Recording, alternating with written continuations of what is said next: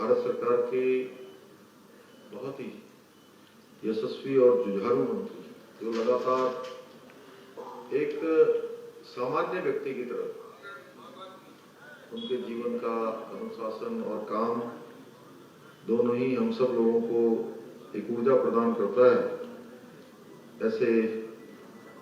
मेरे बहुत ही परम मित्र श्री संजीव कुमार बाल्यान जी उत्तराखंड सरकार में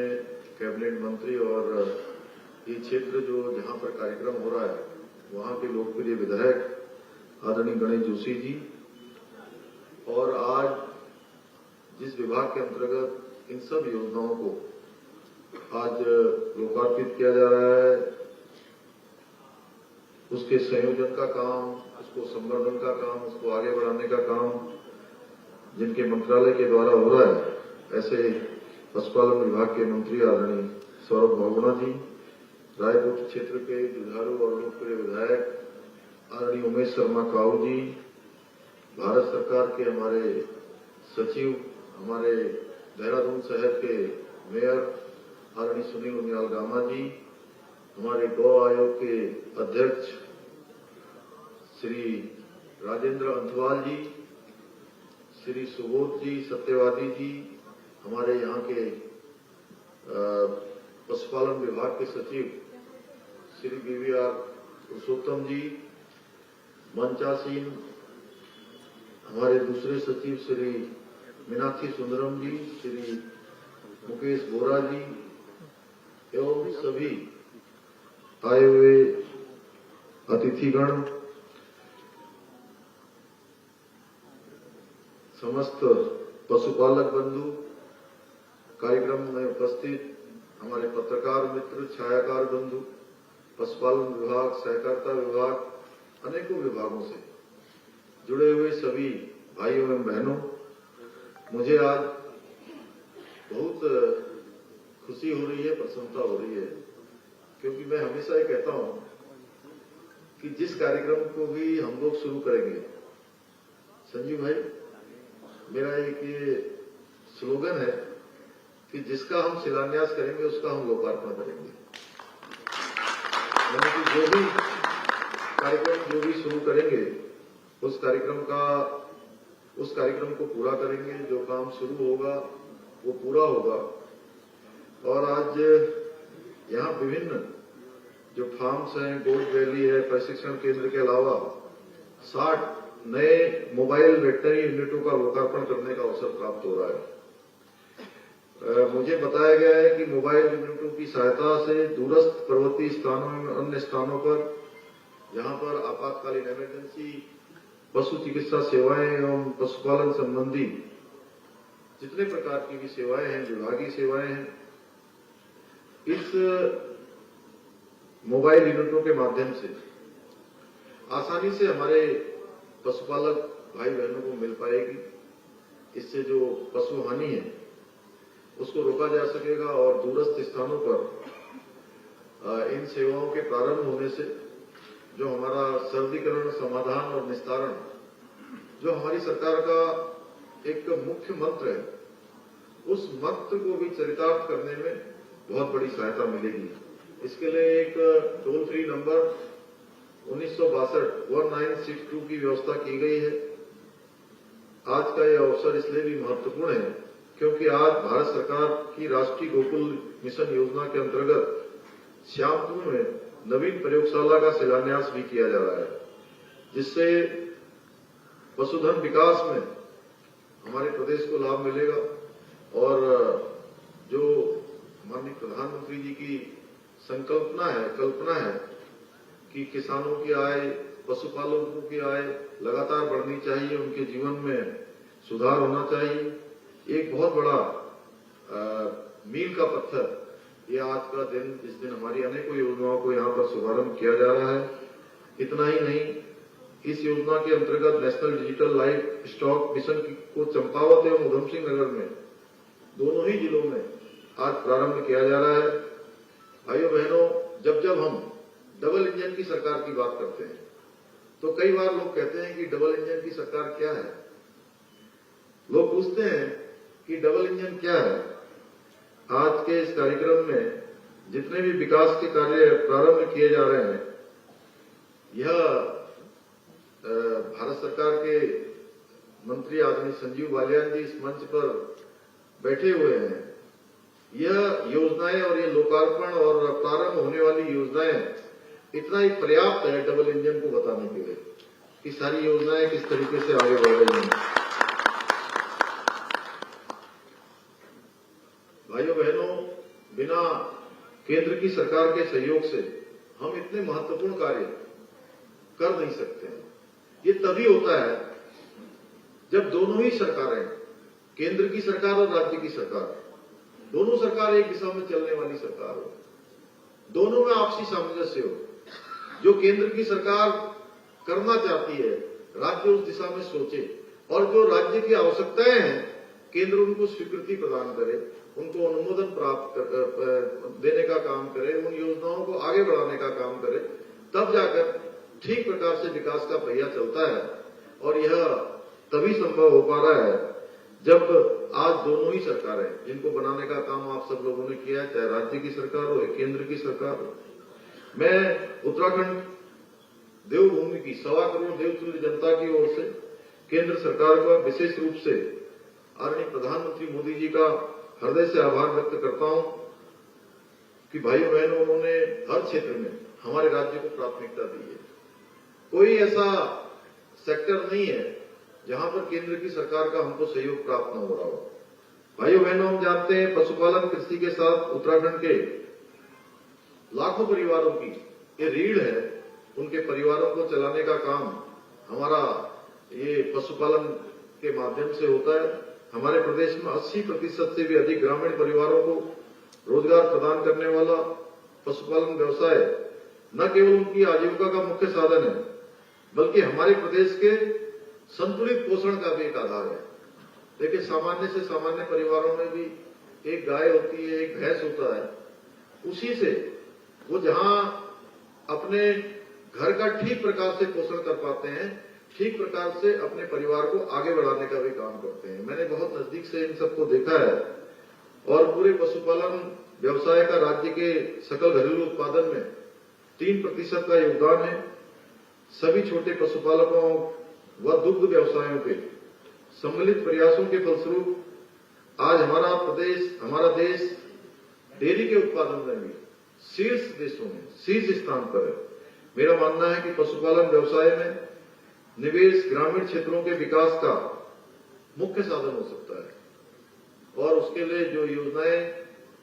हमारा पशुपालन विभाग लगातार कर रहा है, वो यहाँ की भौगोलिक परिस्थितियों को ध्यान में रखकर, यहाँ की आवश्यकताओं को ध्यान में रखकर उसको आगे बढ़ाने का काम हो रहा है।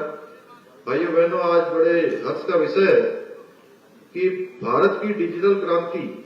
डेयरी के क्षेत्र में भी एक अभूतपूर्व स्थिति में जा रही है और अपनी उपस्थिति दर्ज करा चुकी है। धीरे धीरे जिस प्रकार से आगे बढ़ रहे हैं, आज प्रधानमंत्री मोदी जी के कुशल नेतृत्व में पहली बार डेयरी पशुओं का भी बड़ा डाटाबेस तैयार किया जा रहा है, जिसके अंतर्गत डेयरी पशु को एक विशिष्ट टैग लगाया जा रहा है। डेयरी व्यवसाय क्षेत्र के लिए विकसित किया गया डिजिटल पेमेंट सिस्टम भी बदलते भारत का उदाहरण है। यह पेमेंट सिस्टम पूरे विश्व के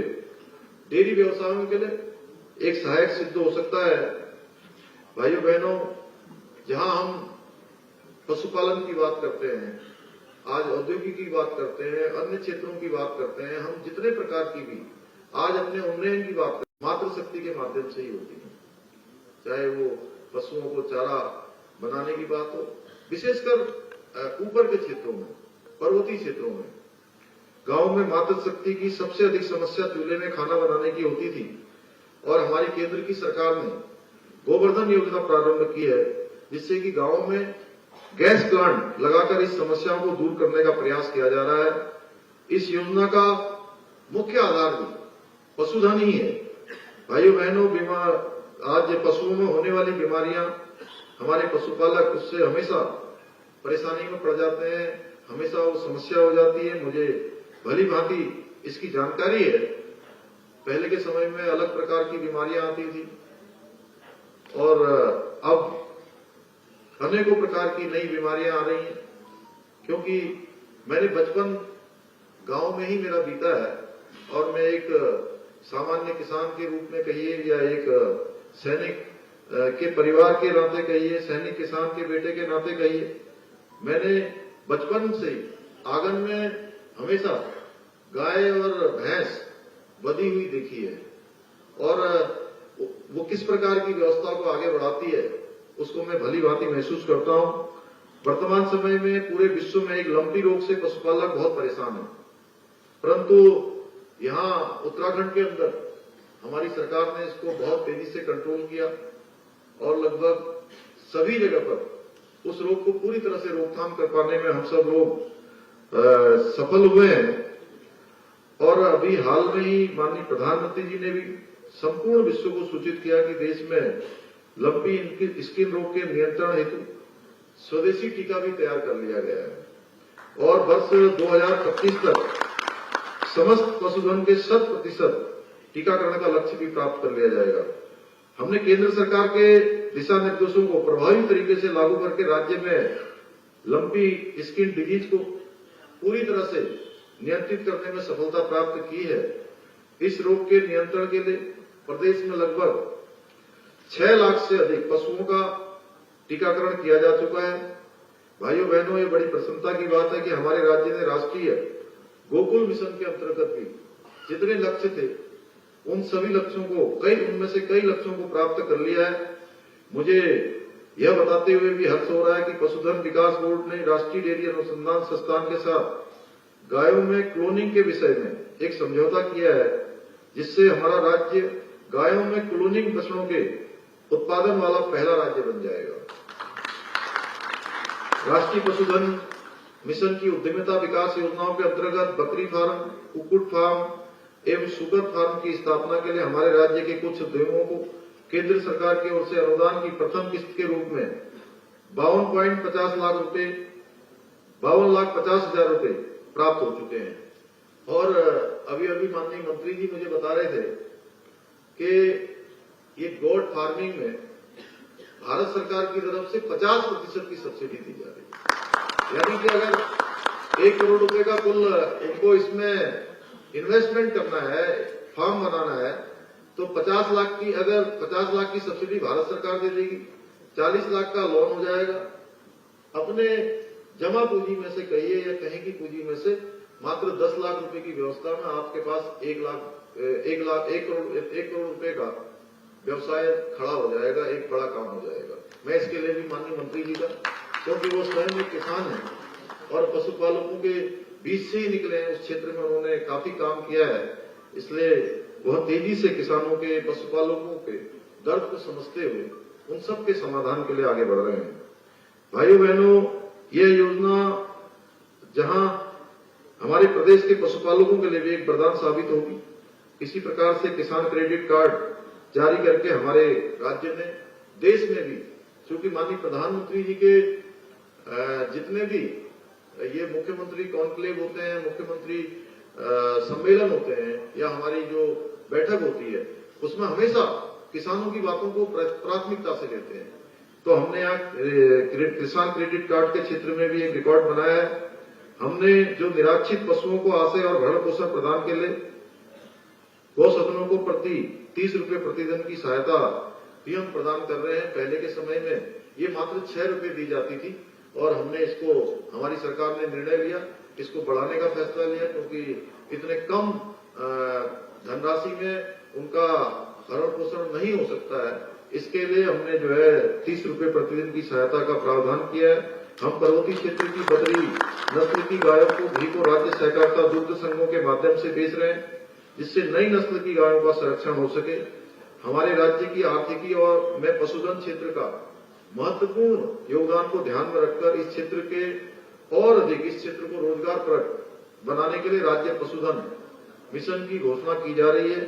राज्य पशुधन मिशन में आने वाले 2 वर्षों में लगभग 60 करोड़ रुपए का निवेश किया जाएगा और मिशन के द्वारा 4 लाख से अधिक पशुपालकों एवं कुक्कुट पालकों की आय में वृद्धि होगी। इस मिशन के द्वारा राज्य में जहां 10,000 पशुपालकों को अप्रत्यक्ष रूप से रोजगार उपलब्ध हो सकेगा, करीब 7,000 पशुपालकों को प्रत्यक्ष रोजगार का लाभ पहुंचेगा।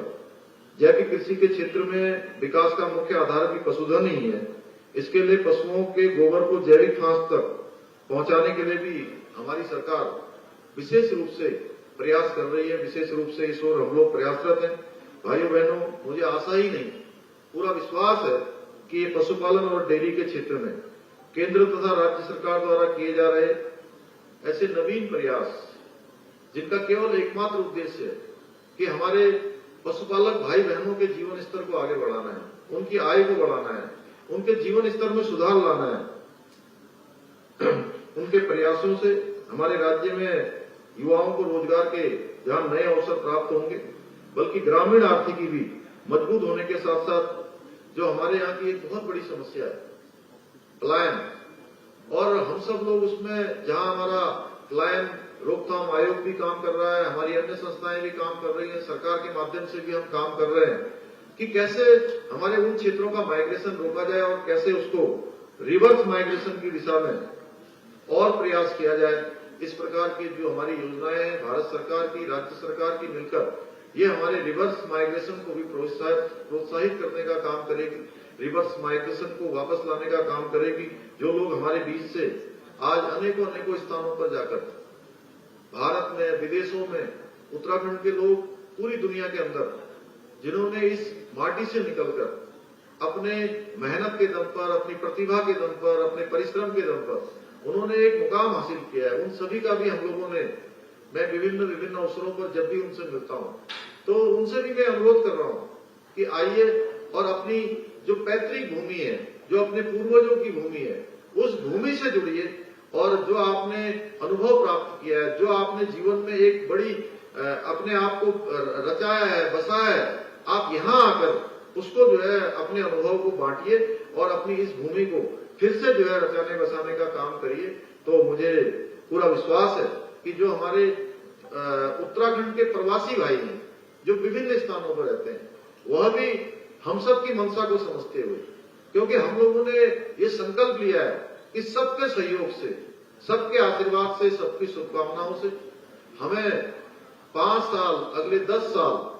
जहां राज्य की जो हमारी आर्थिकी है, जो हमारी जीएसटी की जो ग्रोथ रेट है, उसको दुगना करना है, तिगुना करना है, उसको बढ़ाना है। वहीं उत्तराखंड को, जो कि जहां हमारे अभी सौरभ भावना जी बता रहे थे कि पिछले जो हमारे पर्वतीय क्षेत्र हैं, जहां पर हम उतना ज्यादा सीधे गाय और भैंस पालकर नहीं कर सकते, वहां पर गोट बैरियों को बनाने का काम हमने प्रारंभ किया है, वहां की भौगोलिक स्थिति के अनुसार, वहां की आवश्यकताओं के अनुसार। उसी प्रकार से हर क्षेत्र में 5 सालों में, 10 सालों में उत्तराखंड हमारा हिंदुस्तान के श्रेष्ठ राज्यों में शामिल हो और 2025 तक हमारा ये विभाग, पशुपालन विभाग, अपने यहाँ पर कोई न कोई एक ऐसी योजना, 1 योजना, 2 योजना, 3 योजनाएं, ऐसी योजनाएं संचालित करे जो केवल उत्तराखंड में ही नहीं बल्कि हमारे माननीय मंत्री संजीव भाई जाकर देश में दूसरे प्रदेशों में जाकर कहें कि उत्तराखंड के लोगों ने ये एक अच्छा काम उत्तराखंड के अंदर किया है जिसको पूरे देश में किया जा सकता है। मुझे पूरा विश्वास है कि हम सब लोग करेंगे। आज के इस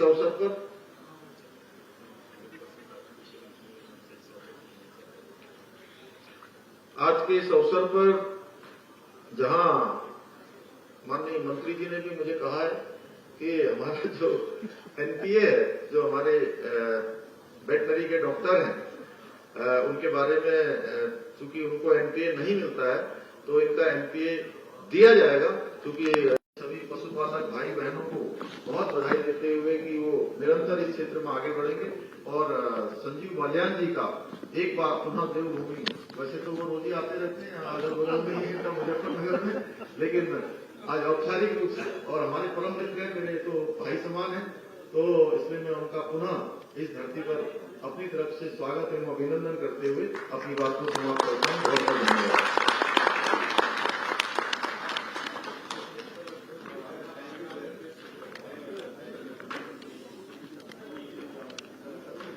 माननीय मुख्यमंत्री जी का हार्दिक धन्यवाद। आज के इस कार्यक्रम में हम लोगों को अपने आपसी वचनों की कृतार्थ करने हेतु भारत सरकार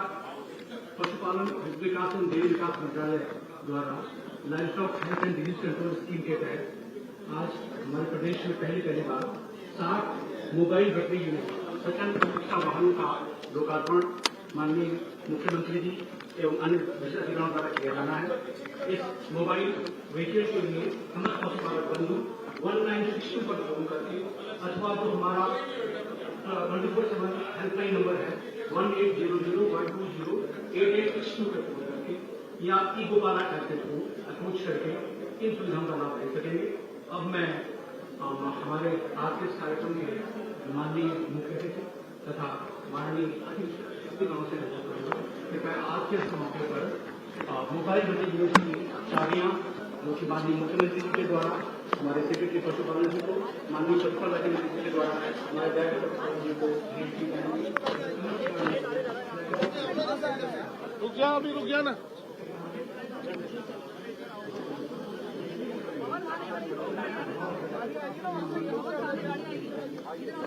इधर आप पीछे गाड़ी आएगी गाड़ी।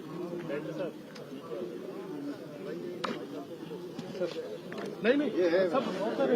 बहुत सारे झंडे थे और देना झंडे करके दे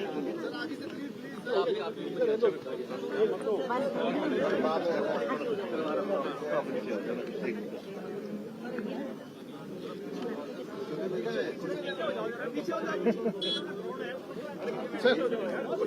हट जाओ पीछे